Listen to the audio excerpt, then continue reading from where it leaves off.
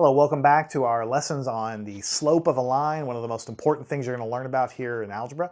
And in this lesson, we're going to continue calculating slope of a line. We'll plot some of the solutions. We don't need to plot all of them. But basically, it's the same thing that we did in the last lesson. So if you haven't watched the last lesson, please watch that now. But there are a couple of interesting cases I want to point out to you to make sure you understand how to handle it all the time, okay? So what we're going to have is just a couple of quick examples we're going to go through. Let's take a look at the point 3, -4 and the point 3, -2. And we want to calculate the slope of the line. That's all we're going to do. Now, normally I'll say something like y2 minus y1 over x2 minus x1. That's what you're taught in your book. That's what I've been doing in the last lesson.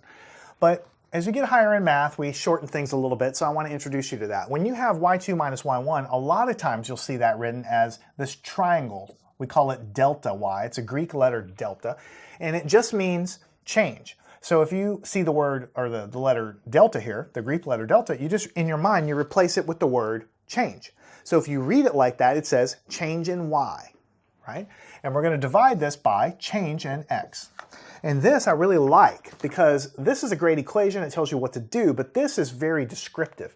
It's telling you that we're taking the change in y, however much that is, that's the rise, and we're dividing it by the change in x between 2 points, which is what we call the run.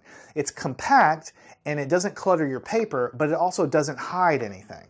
Because what it's telling you is I need to subtract the values of y to get the change in y, and then I'll subtract the values of x to get the change in x. So I'll do that on the next line right here.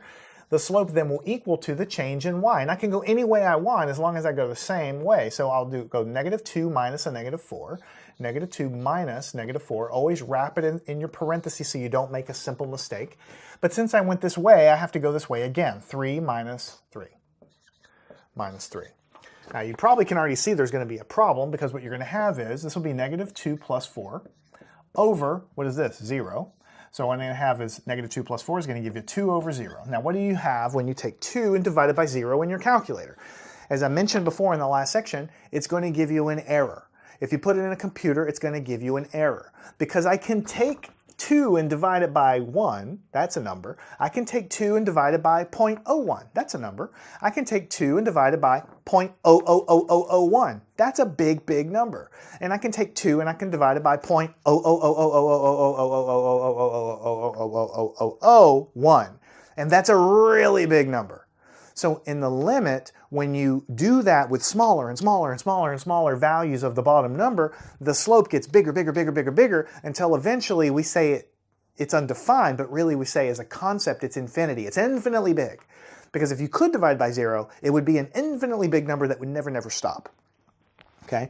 So what do you write on your test when you see this? Your teacher is probably going to want you to say that it has an undefined slope.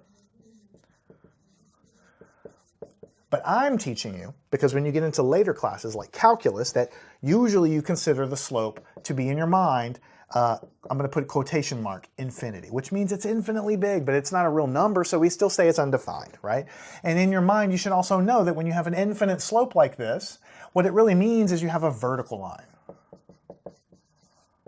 A vertical line. How do you know it's a vertical line? Well, because we already talked about in the last section that the slope of a flat line is 0, and the slope gets steeper, steeper, steeper, steeper, steeper as I rotate, but then when I get to straight up and down, I have an infinitely high slope. So anytime you calculate a slope that looks like infinity or undefined, you should know it's a vertical line, and you probably should